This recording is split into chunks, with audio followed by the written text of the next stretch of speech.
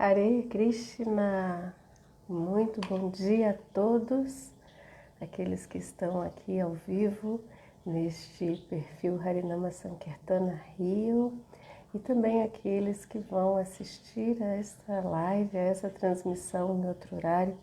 Deixo aqui minhas reverências e o meu desejo de bênçãos infinitas do casal divino Shri Shri Radha Govinda. Eu sou Yamuna Devidasi e hoje nós vamos fazer a leitura do Srimad Bhagavatam, o canto 4, capítulo 1, dos versos 61 a 66. Bom, eu espero que a transmissão esteja ok tecnicamente. Vou fazer aqui uma verificação técnica para ver se está tudo bem, né? Se entramos realmente ao vivo. Um instante. 5 segundos, editor. Ok, sim, estamos aqui ao vivo. Espero que o som e a imagem esteja muito bem. Vamos cantar um pouco para trazer essa atmosfera de Vrindavana, né, para nós, nessa bela canção que Prabhupada nos ensinou, nos orientou, né, sempre que fizermos uma leitura das escrituras sagradas, fazer essa leitura, essa canção, né, porque nela temos todas as raças de Vrindavana, né, podemos nos inspirar através dessa canção, né, nos relacionamentos amorosos com Krishna. Então eu peço perdão pela minha voz, pelo inconveniente da tosse. Eu estou vindo de uma gripe forte, então eu estou ainda com muita tosse e peço perdão a vocês. E também a compreensão, né, por essa condição que é própria desse corpo material. Jaya Radha Madhava Jaya Kunda Bihari Jaya Radha Madhava Jaya Kunda Bihari Jaya Gopi Jana Vallabha Girivaradhari Yashodanandanam Vrajanaranjanam Yashodanandanam Vrajanaranjanam Yamunatira Vanachari Jaya Radha Madhava Jaya Kunda Bihari Jaya Gopi Jana Vallabha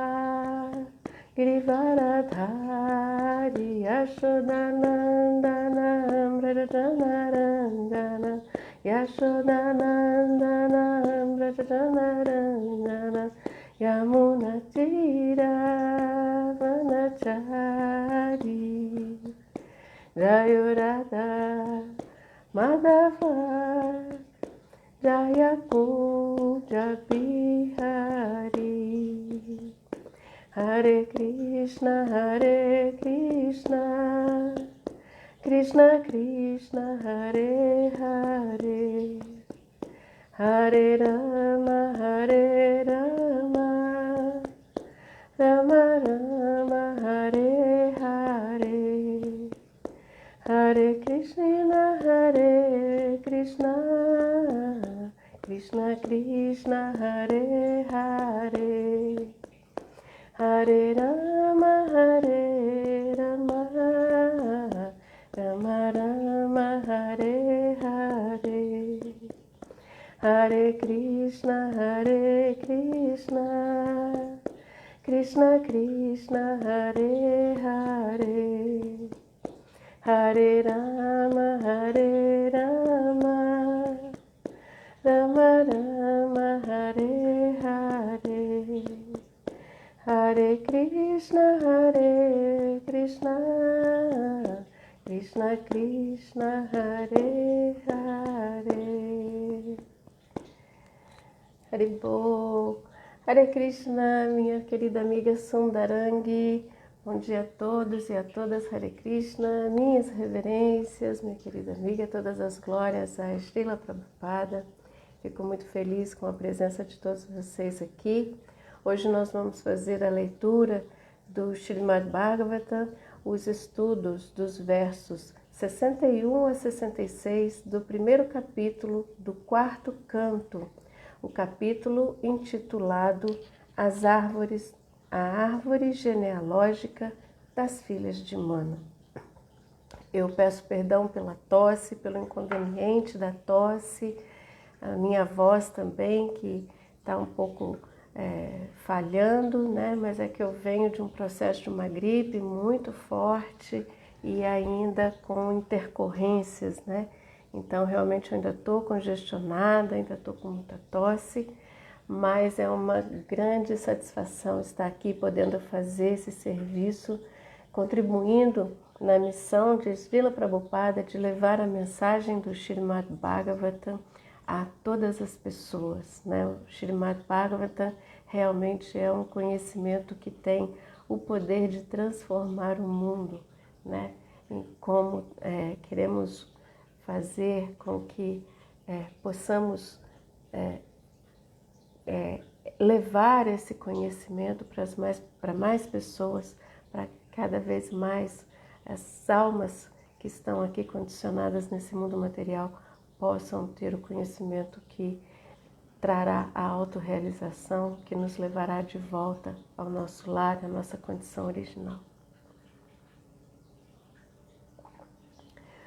Então vamos fazer a invocação, né, dos mantras de reverência, né, ao Srimad Bhagavatam e também ao Senhor Vasudeva, que é o onipenetrante que está em tudo.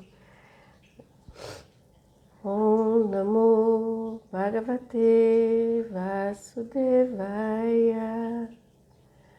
Om Namo Bhagavate Vasudevaya. Om Namo Bhagavate Vasudevaya. Narayana Namaskritya Naram Chaiva Narottamam Devim Sarasvatim Vyasam Tato Jayamudhirayet. Antes de recitar o Srimad Bhagavatam, que é o verdadeiro meio de conquista, deve-se oferecer respeitosas reverências à personalidade de Deus Narayana, a Nara Narayana Rishi, o ser humano supremo, e a mãe Sarasvati, a deusa da sabedoria, e a Srila Vyasadeva, o autor. Nasta praeshu abhadreshu nityam bhagavata sevaya bhagavati utamash loke bhaktir bhavati naistiki. Assistindo regularmente às aulas sobre o Srimad Bhagavatam e prestando serviço ao devoto puro, tudo o que é molesto ao coração é quase completamente destruído, e o serviço amoroso à Suprema Personalidade de Deus, a qual se louva com canções transcendentais, se estabelece como um fato irrevogável. Jai Srimad Bhagavatam. Hare Krishna, Hare Darshana, meu querido amigo e companheiro de estudos do Bhagavatam, muito obrigada pela sua presença, minhas reverências. Bhakti Val, Hare Krishna, bom dia, reverências, todas as glórias a Srila Prabhupada. Então hoje a gente vai fazer a leitura a partir do verso 61 do capítulo 1 do canto 4, capítulo intitulado A Árvore Genealógica das Filhas de Mana.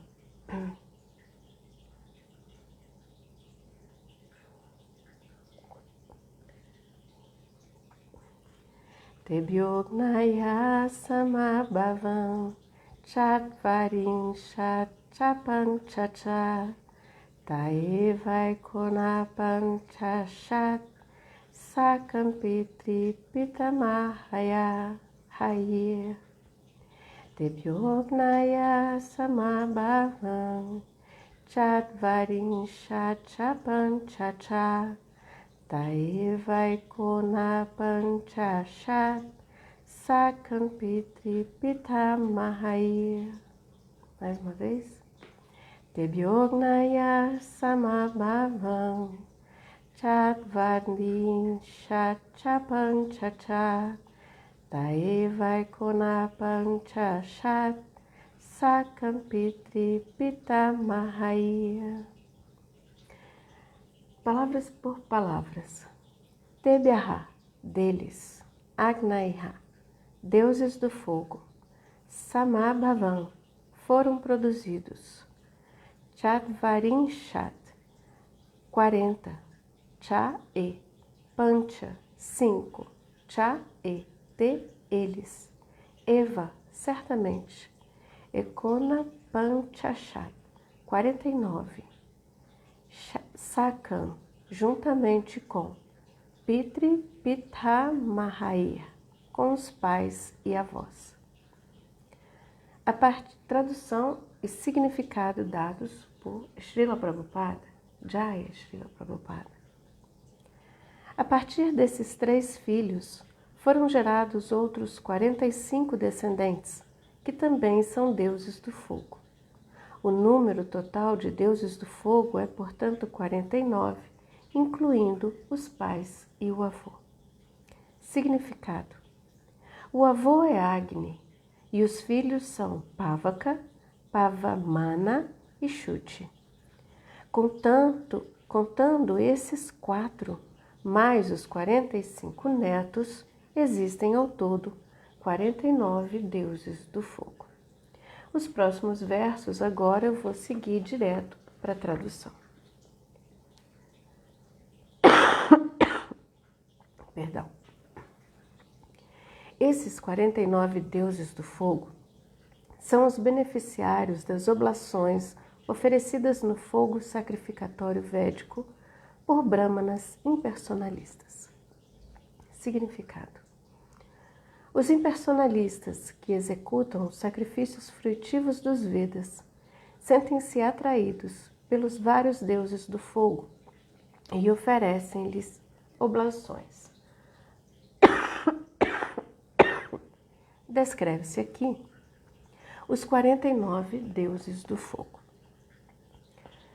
Os Agnishvatas, os Barishadas, os Saumyas e os Adjapas são os Pitas.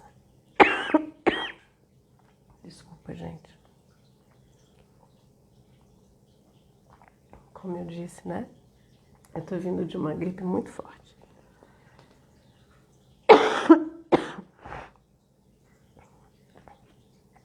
Eles são os Sagnika ou Niragnika.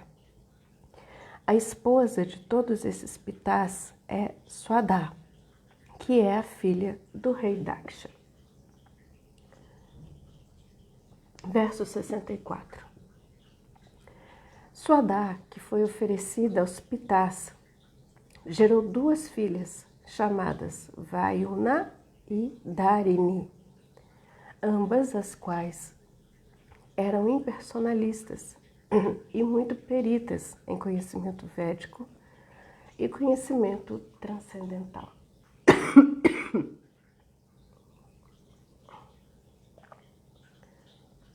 65. A 16ª filha, cujo nome era Sati, era esposa do Senhor Shiva. Ela não pôde gerar filhos, embora sempre se ocupasse fielmente a serviço de seu esposo. O motivo disso é que o pai de Sati, Daksha, costumava repreender o Senhor Shiva, apesar da impecabilidade de Shiva. Consequentemente, antes de chegar à idade madura, Sati abandonou seu corpo pela força de seu poder de yoga místico. Significado: o Senhor Shiva, sendo o líder de todos os yogis místicos, nem mesmo construiu um lar para sua residência. Sati era filha de um grande rei Daksha, e como sua filha caçula, Sati escolheu como seu esposo o Senhor Shiva. O rei Daksha não ficou muito satisfeito com ela. Portanto, Sempre que ela se encontrava com seu pai, esse criticava desnecessariamente seu esposo, embora o Sr. Shiva fosse impecável.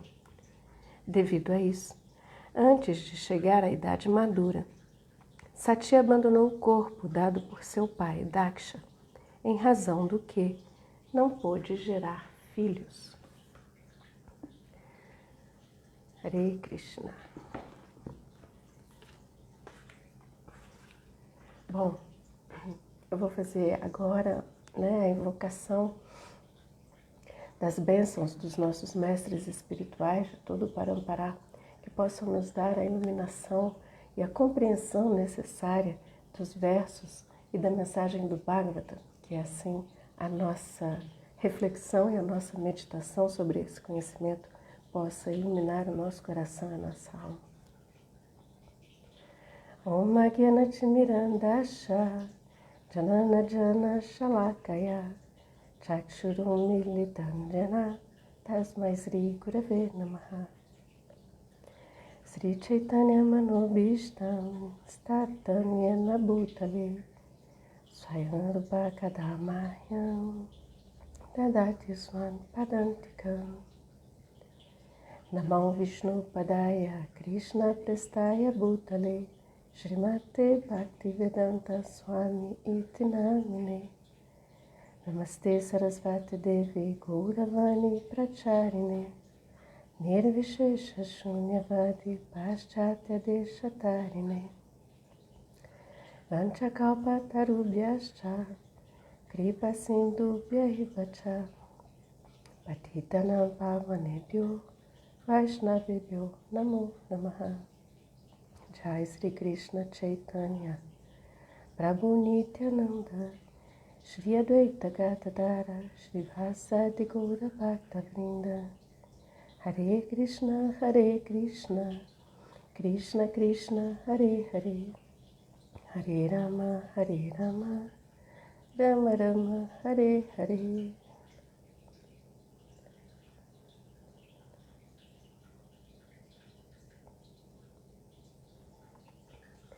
Muito bem, muito bom dia. Sundarang, desejo melhoras. Mastiga um pedacinho de gengibre que alivia a tosse. Com certeza, minha irmã Sundarang, sigo a sua dica. E também estou tomando chá, mel com própolis, né? Mas infelizmente esse corpo material, ele sofre dessas misérias. Esses kleshas importantes para nos fazer lembrar que nós somos esse corpo.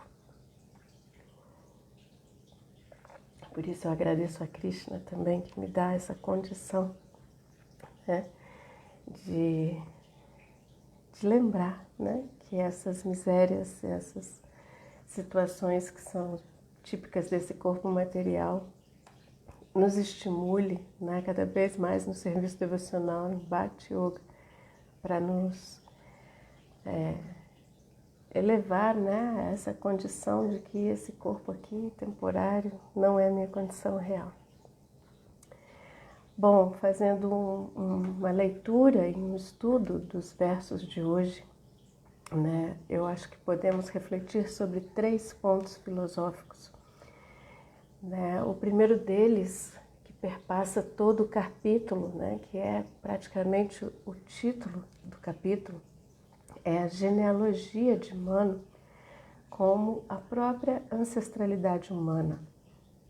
Né? Swayambhuva Manu, o pai da humanidade, recebe como missão de seu pai, o Senhor Brahma, né, povoar todo o universo. Então, ele, a partir dos seus filhos e filhas, né, cumpre essa missão de criar progenie e assim todas as dinastias, né, que vão sendo constituídas sendo a própria ancestralidade humana. Né? E é importante entendermos, né, sobre essa nossa origem, né, as dinastias que compõem essa origem, para que tenhamos referência sobre quem verdadeiramente somos, onde está a nossa origem, né? As qualidades verdadeiramente humanas que são postas para nós e a importância de gerarmos boa progenie, né? Dentro dessa condição humana e assim também termos a condição de liberar essas almas condicionadas, né? Dessa progenie humana.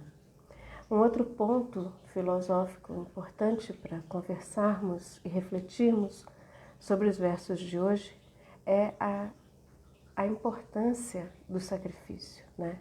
O yagya como uma condição específica do humano, né? A título de elevação espiritual, de nos levarmos realmente à autorrealização, a importância de realizarmos sacrifício, de realizarmos yagya, né? E que somente na condição humana essa ação pode realmente ser realizada. Em nenhuma outra forma de vida, né? O sacrifício pode ser executado com essa intencionalidade, né? da elevação espiritual, o sacrifício como uma ação espiritual.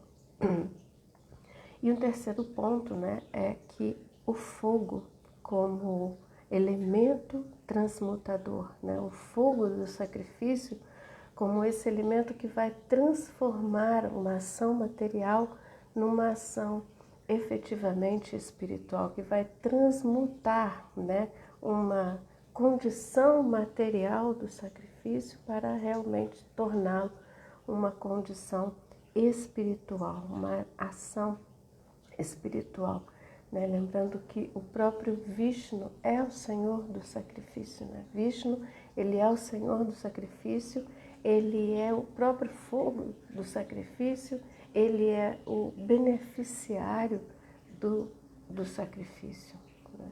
Então, esses pontos nós vamos percorrer hoje aqui na nossa transmissão, né? E já dando também o passo, né, para a compreensão do próximo capítulo, que é a continuidade, né, dessa genealogia.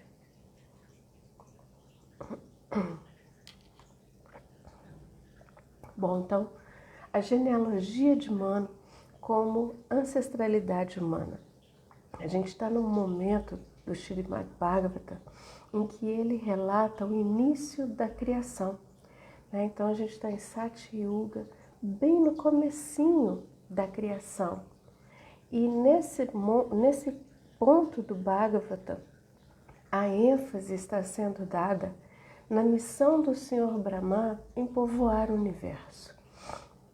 Brahma, ele se vê sozinho nessa difícil missão de povoar todo o universo. Ele vê que seria muito difícil, então, sozinho, criar toda essa profusão, né, de seres, de seres e personalidades para viver e povoar esse universo. Então ele cria os grandes progenitores do universo, né, os Prajapatis, grandes sábios, rishis, né, que vão então povoar esse universo. Então, uma vez que Swayambhuva Manu, pai da humanidade, né, que é filho de Brahma, ele gera 5 filhos, 2 homens e 3 mulheres. Uttamabhata, Priyavrata, né, Devahuti, Akuti e Prasuti. E o quarto canto, então, ele começa falando exatamente sobre a narrativa, né, dessa árvore genealógica das filhas de Manu, que foram casadas com esses grandes progenitores da humanidade, a exemplo de Daksha, que já foi citado nos versos e que a gente vai ver com muita ênfase a partir dos próximos capítulos, e a gente vai ver mais especificamente a seguir, né? Então, esse capítulo relata muitos nomes, muitas personalidades importantes, né? É a própria genealogia da criação. Então, a gente pode, na leitura do capítulo, ficar um pouco confuso com tantos nomes, né? E ficar pensando, mas por que é importante? Por que né, tantos nomes assim sendo falados no Bhagavata? Mas é porque é a origem, né, a genealogia humana, da criação e a origem humana. São as grandes dinastias que deram origem à própria humanidade. Então, conhecermos a nossa origem, de onde, né, descendemos, para termos como referência, né, essas grandes personalidades, é importante para refletirmos sobre quem realmente somos, né? Um estudo quase que ontológico da humanidade, de onde, né, viemos descendendo para chegarmos a esse ponto e como que podemos garantir, né, uma progênie, uma continuidade desse processo de população, de povoação do universo, da criação do Senhor Brahma, a partir de referências, né, dentro dessa nossa genealogia, né? Todas essas personalidades relatadas no Bhagavatam são personalidades muito relevantes, muito importantes. São, em sua maioria, almas liberadas, grandes mestres, sábios, com a função de gerar a humanidade e de transmitir o conhecimento espiritual sobre a criação, sobre a criação material, e com esse conhecimento liberar-nos, a todos nós, almas condicionadas, caídas aqui nesse mundo material. Então, essas grandes personalidades relatadas no capítulo, elas são importantes porque têm essa missão de gerar boa progênie, de transmitir esse conhecimento espiritual que liberta as almas condicionadas que aqui estão, né? E isso de uma forma quase que perpetuando, né, essa condição humana, porque apesar da criação material, do mundo material ser temporário, ele é temporário, mas ele é real, e ele está num constante ciclo de criação, manutenção e aniquilação, criação, manutenção e aniquilação, então ele sempre vai existir. Então, ciclicamente, ele é temporário, mas a condição de almas condicionadas habitando a criação material, isso sempre vai acontecer. E essa genealogia humana, essa árvore, né, genealógica das filhas de Mano, trazem essas grandes personalidades, essas grandes almas liberadas, exatamente como transmissoras do conhecimento espiritual, do conhecimento transcendental que vai libertar essas almas espirituais condicionadas aqui no mundo material. Então, por isso a importância do Bhagavata, por isso a importância de conhecermos essa nossa origem genealógica e todo o conhecimento transcendental que é passado geração a geração na humanidade por meio da sucessão discipular, por meio dos acharyas, dos grandes sábios, né, de toda a humanidade. Então, é uma origem muito grandiosa, né, que é preparada para criar uma população elevada, uma progênie de boa qualidade, uma boa progênie para toda a humanidade, né? E essa questão, ela também, a gente vê a relevância dessa questão também quando ela é posta na Bhagavad Gita, né, com a argumentação de Arjuna, quando ele se vê ali perplexo no campo de batalha e decide que não vai lutar, né? E um dos argumentos de Arjuna na Bhagavad Gita é exatamente esse, né? Quando ele expõe suas razões filosóficas para não lutar em Kurukshetra, né? Quando ele fala que quebrar a tradição familiar, né? Fazer com que a tradição familiar se perca, então isso teria como uma consequência, né? Progenie indesejada e que traria destruição, né? Para as dinastias e para a própria humanidade, né? Tem uma sequência de versos na Bhagavad Gita, capítulo 1, né? Em que Arjuna expõe esses argumentos. Ele diz assim, a partir do verso 39 do capítulo 1 até o verso 43, ele expõe esse argumento e diz: com a destruição da dinastia, a tradição eterna da família extingue-se e assim o resto da família se envolve em irreligião. Quando a religião é preeminente na família, ó Krishna, as mulheres da família se poluem e da degradação feminina, ó descendente de Vrishni, vem progênie indesejada. Um aumento de população indesejada, de certo, causa vida infernal, tanto para a família quanto para aqueles que destroem a tradição familiar. Os ancestrais dessas famílias corruptas caem porque os rituais através dos quais se lhes oferecem alimento e água são inteiramente interrompidos. Pelas ações mas daqueles que destroem a tradição familiar e acabam dando origem a crianças indesejadas, todas as espécies de projetos comunitários e atividades para o bem-estar da família entram em colapso. Ó Krishna, mantenedor da população, eu ouvi, através da sucessão discipular, que aqueles cujas tradições familiares são destruídas residem sempre no inferno.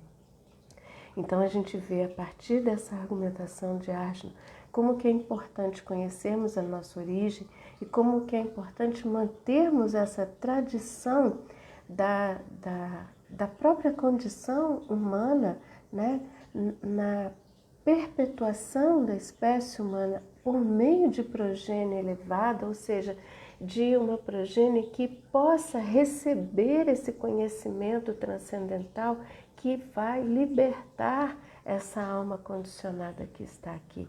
A partir do momento que essa corrente se quebra, né, da tradição familiar, entendendo essa tradição familiar como a sucessão, né, de gerações que levam o conhecimento transcendental, o conhecimento da autorrealização espiritual por gerações, a partir disso, essa boa qualidade, essa boa condição da espécie humana se perde. E a gente vê isso em Kali Yuga, né? A gente vê isso acontecendo.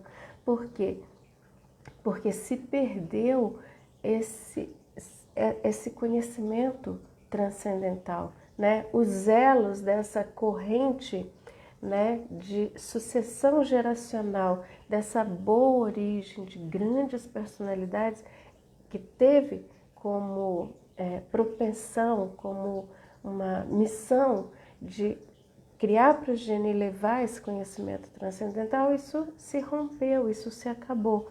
Então a gente pode entender que essa argumentação de Arjuna, ela é filosoficamente válida e importante no sentido de que precisamos ter a consciência de que para sermos pais, para sermos mestres, para sermos professores, para sermos figuras de referência geracional, nós temos que ter a condição de levar o conhecimento que liberta, o conhecimento transcendental da ciência de Deus, da ciência espiritual, da ciência da autorrealização, para libertar as almas condicionadas aqui desse mundo material, né?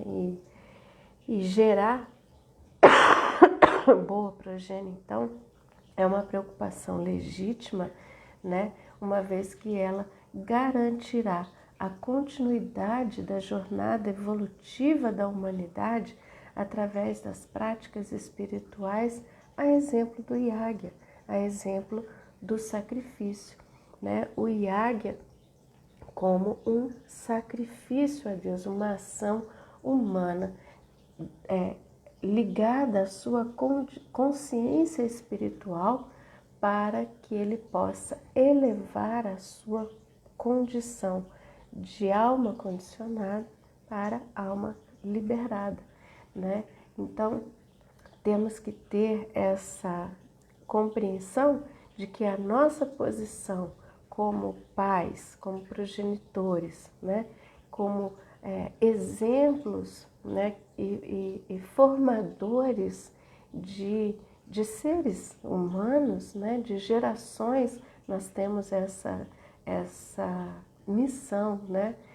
E temos que compreender que temos essa missão de levar o conhecimento transcendental, o conhecimento espiritual para a liberação das almas condicionadas, né? Porque só nessa condição de vida humana é que nós podemos realizar conscientemente, intencionalmente, atividades espirituais, né, em oferecimento a Deus, a suprema personalidade de Deus, né? Então, com isso, a gente entra no tópico do sacrifício, né? O sacrifício é um tema que durante todo o quarto canto vai estar presente. A gente vai ver que em vários capítulos do Bhagavatam, narrando a história de inúmeras dessas grandes personalidades, né, a gente vai ver que o sacrifício está presente, a realização de sacrifício vai estar presente. Ele é um tema central, né, no quarto canto.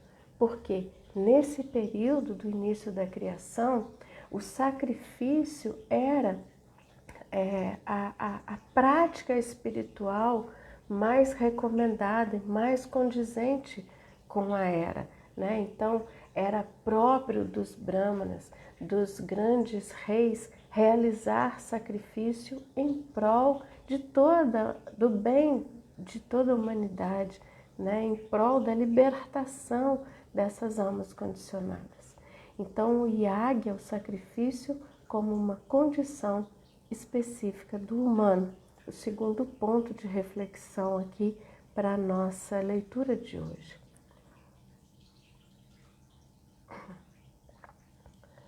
Então, esse é um tema que tem muita importância e muita relevância e relaciona-se com a genealogia humana a partir de Manu. E isso a gente pode observar numa sequência muito especial de versos do Śrīmad Bhagavatam que estão no canto 3, capítulo 20, dos versos 49 a 51, quando o Senhor Brahma, ele cria, né, da sua mente os manos, ele dá a sua própria forma a eles, que diz o seguinte: certo dia Brahma, o autógeno, a primeira criatura vivente, sentiu-se como se o objetivo de sua vida tivesse sido alcançado. Naquele momento, ele gerou de sua mente os manos, que promovem as atividades beneficentes do universo. Então, aqui já está posta a missão dos manos, né, como progenitores da humanidade, para promoverem as atividades beneficentes do universo. E a gente vai ver que atividades são essas. O Criador, Senhor de si, deu-lhes sua própria forma humana. Ao verem os manos, aqueles que tinham sido criados antes, os semideuses, os Gandharvas e assim por diante, aplaudiram Brahma, o Senhor do Universo. Eles oraram: ó Criador do Universo, estamos contentes. O que tu produziste é muito bom, uma vez que os atos ritualísticos foram agora estabelecidos convenientemente nesta forma humana. Todos nós compartilharemos das oblações sacrificatórias. Então a gente vê nesse verso que quando o primeiro ser humano, né, foi criado e gerado por Brahma, os manos, né, que tem essa função de dar origem à humanidade. Quando eles foram criados, o Senhor Brahma estava como se em êxtase da sua criação, seu objetivo foi cumprido. E os seres que tinham sido criados antes aplaudiram essa criação de tão incrível que ela era, e nessa criação humana foi posta a condição de realizador dos sacrifícios.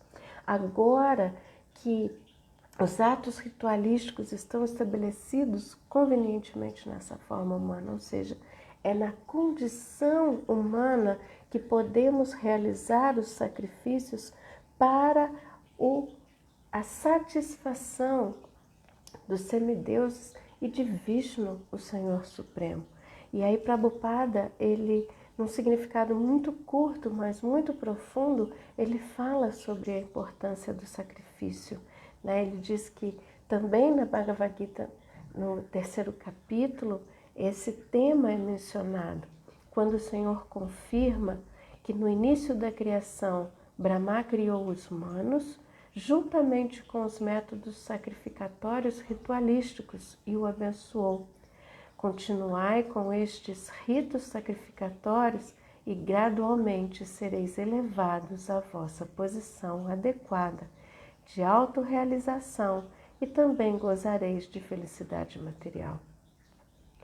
O propósito dos rituais sacrificatórios é reviver aos poucos a compreensão espiritual das entidades vivas. Assim, é o começo da vida dentro deste universo. Estes rituais sacrificatórios, no entanto, destinam-se a satisfazer o Senhor Supremo. A não ser que satisfaçamos o Senhor Supremo, ou a não ser que sejamos conscientes de Krishna, não poderemos ser felizes nem no gozo material, nem na compreensão espiritual.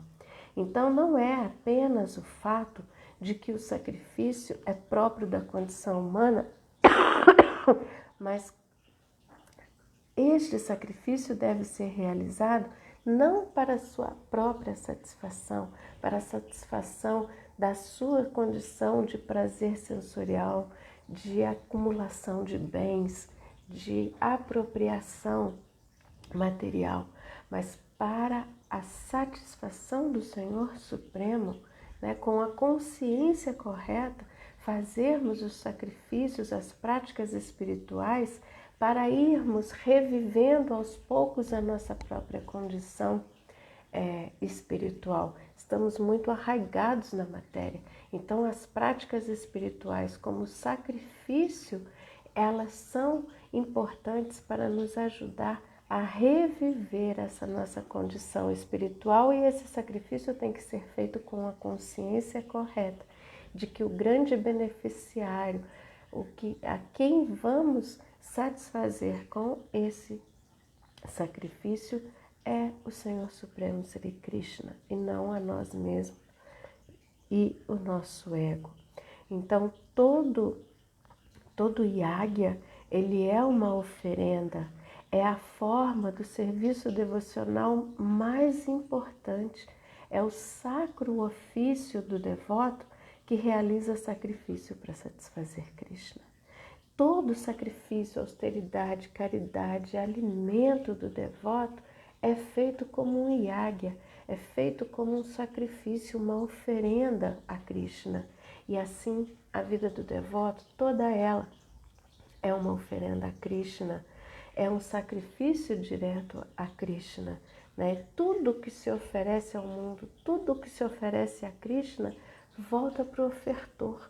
E assim, nós não vamos nos preocupar com a qualidade do que vamos receber em troca do sacrifício, mas sim, vamos nos preocupar com a qualidade daquilo que ofertamos, daquilo que oferecemos a Krishna em sacrifício, porque o sacrifício não é para nos satisfazer, é para satisfazer a Krishna.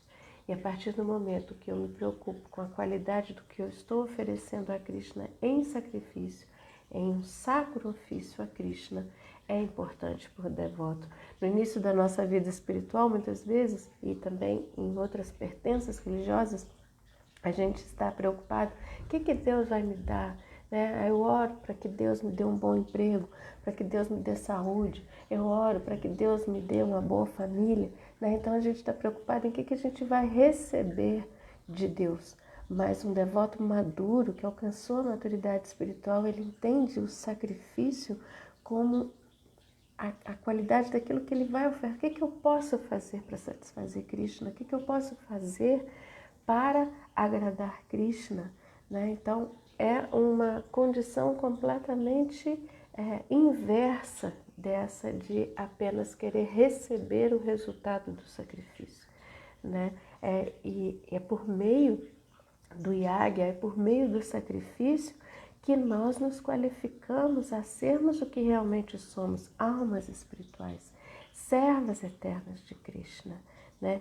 Toda bem-aventurança, todo conhecimento, eternidade, né? Satitananda, ela é alcançada com yagya, com sacrifício, num relacionamento amoroso e eterno com Krishna, né? Agora, qual é a relação disso com o fogo do sacrifício? Nos versos de hoje a gente viu, são 49 deuses, semideuses do fogo, né? E qual é a relação do fogo com o sacrifício? É o fogo do sacrifício como o elemento transmutador, né? É esse fogo do sacrifício que vai transformar o sacrifício de uma ação humana material para uma ação espiritual elevada. Como eu disse anteriormente, na era de Satya Yuga, no período que se refere aqui, o capítulo do início da criação, o sacrifício de fogo era a forma mais elevada de prática espiritual realizada por grandes personalidades, progenitores da humanidade, grandes reis, grandes rishis e sábios. E os versos de hoje tratam especificamente da criação de todos os tipos de fogos necessários para a realização do sacrifício, cada qual com a sua função, com a sua característica na arena de sacrifício, né? E todos eles invocados pelos brahmanas sacerdotes, responsáveis por acender o fogo do sacrifício por meio de recitação de mantras muito poderosos para este fim. Porque nessa época, os fogos do sacrifício, eles não vai acender o fogo com fogo. Eles eram invocados com mantras, né? A partir dos semideuses do fogo são invocados nos mantras para acender o fogo do sacrifício, né? Quando a gente é iniciado, quando a gente está participando de uma cerimônia de fogo, de um Agnihotra, a gente vê o sacerdote, né, invocando, né, esses semideuses do fogo, né, invocando esses mantras, né? E aí a gente vê, né, que é pelo fogo do sacrifício que as ações vão sendo ali transmutadas, né? Deixa de ser uma ação material para ser uma ação espiritual, porque o fogo vai queimando, ele vai transmutando, ele vai mudando os elementos que estão sendo oferecidos ali no fogo do sacrifício. Ele faz a transformação dos elementos nessa troca energética da combustão, e isso vai nos purificando. Por isso que o sacrifício é a forma também de irmos revivendo essa condição espiritual, né? Na Bhagavad Gita tem uma sequência de versos no capítulo 4, dos versos 24 a 33, aonde a gente pode ver a importância do sacrifício, né? Da importância do fogo do sacrifício, né? Como este elemento transmutador. Os versos dizem assim: todos esses executores que sabem o significado do sacrifício purificam-se das reações pecaminosas e, tendo saboreado o néctar dos resultados dos sacrifícios, eles avançam em direção à atmosfera eterna e suprema. Então, a importância de que pelo sacrifício nós nos purificamos, né? Sem o sacrifício, a pessoa jamais pode viver feliz neste planeta ou nesta vida, e que dizer na próxima. Todos esses diferentes tipos de sacrifícios aprovados pelos Vedas surgem dos diferentes tipos de trabalho. Conhecendo-os como tal, você se tornará liberado. O sacrifício executado com conhecimento é melhor do que o mero sacrifício dos bens materiais. E todos os sacrifícios do trabalho culminam em conhecimento transcendental. Ou seja, é pelo meio do sacrifício do yagya que vamos nos purificar e que vamos reviver a nossa condição humana, né? E então, essa relação do fogo como elemento transmutador no sacrifício nos faz pensar também e refletir na importância de acendermos diariamente o fogo do sacrifício da nossa vida espiritual para a nossa purificação, para a nossa transformação, para a nossa transmutação, né? De uma condição material e grosseira para uma condição mais elevada, para uma condição espiritual, né? E assim nós vamos voltar à nossa condição original de almas liberadas. E para nós devotos, o maior de todos os sacrifícios é a japa, é o cantar dos santos nomes do Senhor. O yagya é recomendado para essa era de Kali, que misericordiosamente o Senhor Chaitanya Mahaprabhu nos deu, né? Foi o cantar do Mahamantra Hare Krishna, o cantar dos santos nomes do Senhor, né? E o próprio Krishna diz na Bhagavad Gita, no capítulo 10, no verso 25, dos sacrifícios eu sou o cantar dos santos nomes, eu sou a japa. Então nós temos que nos fixar realmente neste yagya, que é o cantar dos santos nomes do Senhor, o cantar do Mahamantra Hare Krishna como o maior de todos os sacrifícios, acendendo diariamente em nós esse fogo transmutador de energia que vai purificar o nosso coração e que vai nos levarmos realmente a uma condição original da nossa alma, né? E por fim, o capítulo ele se conclui já introduzindo o próximo tópico, né, em que vai relatar um grande sacrifício realizado por Daksha. Daksha significa perito em realizar sacrifícios, né? Esse nome Daksha, ele tem esse significado, né? Então, no próximo capítulo, nós vamos ver, né, que Daksha ele vai realizar um grande sacrifício de fogo. Daksha é casado com Prasuti, que é filha de Manu, então está na árvore genealógica da filha de Manu, e ele é pai de Sati Devi, a esposa do Senhor Shiva. Então ele vai realizar esse grande sacrifício e isso vai abrir caminhos, né? Durante esse grande sacrifício que vai gerar um atrito, um desentendimento com o Senhor Shiva, que vai levar à morte prematura de Sati Devi, né? E o capítulo então termina assim, né? Das filhas de Daksha, a caçula é Sati Devi, esposa do Senhor Shiva, mas que teve uma morte prematura e por isso não gerou filhos, não teve progênie. Porque Daksha tinha uma rixa, né? Uma condição, né, de desavença com o Senhor Shiva. Mas como que alguém pode ter desavença com o Senhor Shiva, ele que é, né? O todo autossatisfeito, né? O significado ainda fala, o Sr. Shiva não tinha nem uma casa para si mesmo, né? Como que pode ter desavença com o Sr. Shiva? Então, isso são cenas dos próximos capítulos.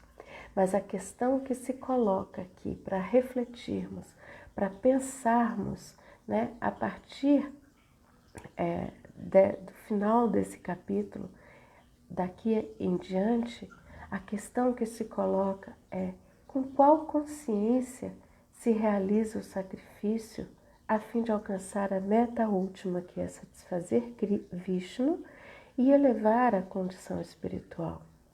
Essa pergunta, ela tem que estar sempre na nossa mente, porque para não cairmos na armadilha de realizarmos sacrifícios para a nossa própria gratificação, né? Lembrar que o Senhor de todo sacrifício, o beneficiário último de todo sacrifício é o Senhor Supremo.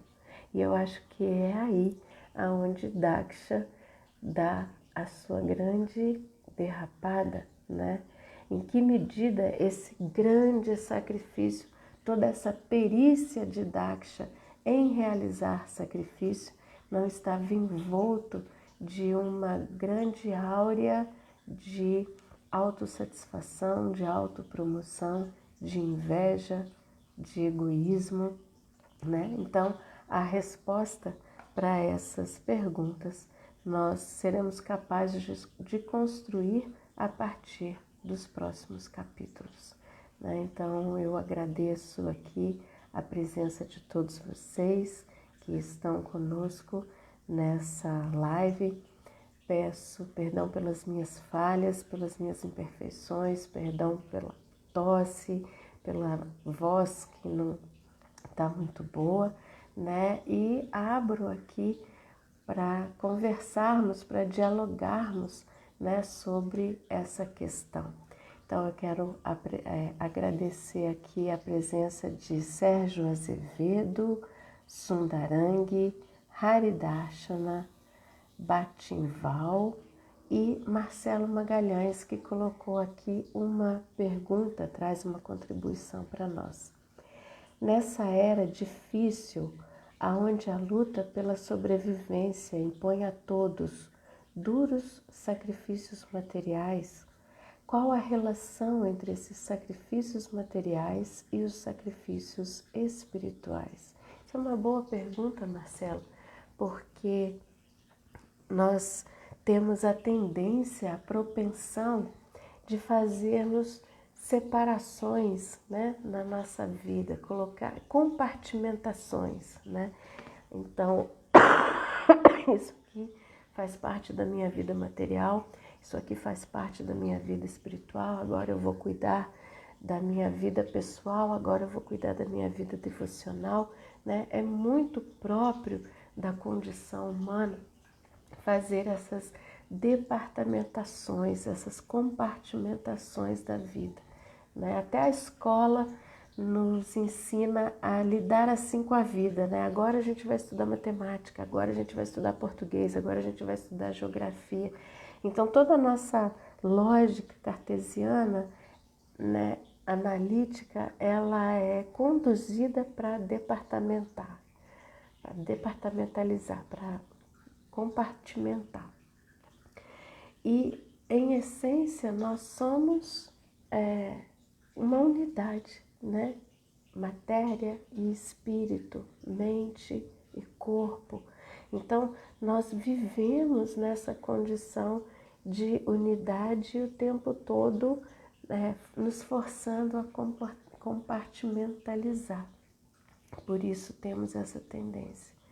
Mas o que a consciência de Krishna e Prabhupada nos ensina é exatamente a condição da consciência que vai determinar o quanto nós estamos espiritualizando todas as ações da nossa vida.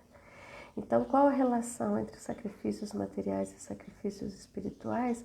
É exatamente a consciência que eu coloco diante das minhas ações, né? Se isso é Bhakti Yoga, Isso é conexão, é yoga, é conexão, é estar ligado, é estar o tempo todo com a minha consciência voltada para a minha real condição, que é a espiritual.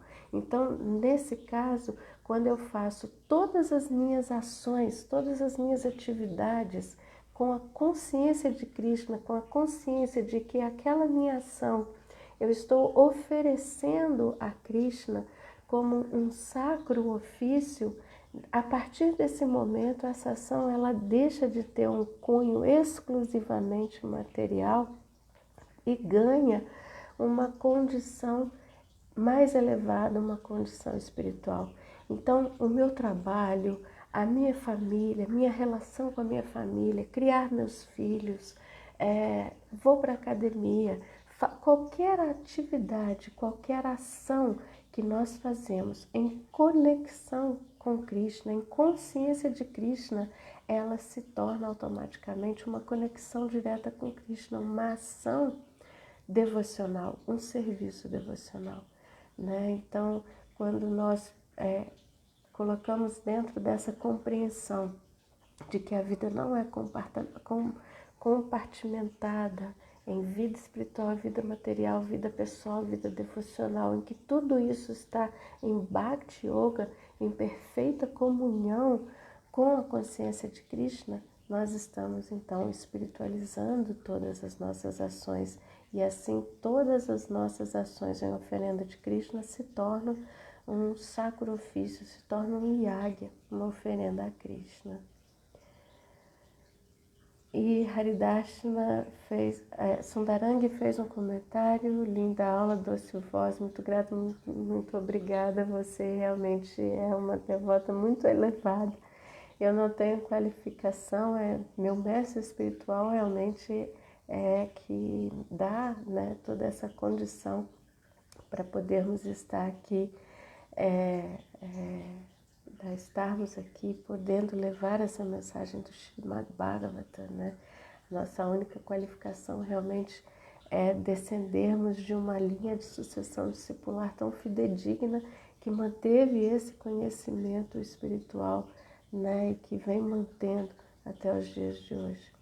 Haridarshana, eu agradeço pela oportunidade de relembrar de alguns pontos relevantes que você trouxe do nosso curso de Bhaktivaibhava. Muito obrigada pelas suas palavras, Haridashana. Eu é que tenho a honra e a satisfação de tê-lo como um companheiro nessa jornada de estudos do Bhagavatam, no curso do Bhaktivaibhava. É realmente muito misericordioso ter a presença de tão grandes devotos como você. E ele complementa, já que você falou em academia, eu estou na academia, né? Então está na academia e está praticando Bhakti Yoga, está praticando conexão com Krishna, está realizando, né, a prática na academia como uma prática espiritual também, porque a consciência e a conexão está voltada para Krishna, para o Senhor de todos os sacrifícios, que é o Senhor Supremo, né? Então, acho que assim passei por todos os comentários. Agradeço, então, a presença de todos vocês. Peço novamente desculpas pelas minhas falhas, minhas imperfeições, minha voz, minha tosse e tudo mais, mas realmente fazer esse serviço aqui e contribuir com a missão de Prabhupada é mais relevante do que qualquer coisa. E hoje à tarde, a partir das 16 horas, nós temos leitura do Chaitanya Charitamrita no canal do Mayapur TV Brasil. E amanhã, às 8 horas, aula do Srimad Bhagavatam também no canal do Mayapur TV. Estarei lá com todos vocês e quem mais puder participar conosco. E também aqui diariamente, às 8 horas, nesse perfil Harinama da Sankirtana, da ISKCON Rio, todas as manhãs com a aula do Srimad Bhagavatam, com grandes devotos, a exemplo de Haridashna e minha querida amiga Sundarangi.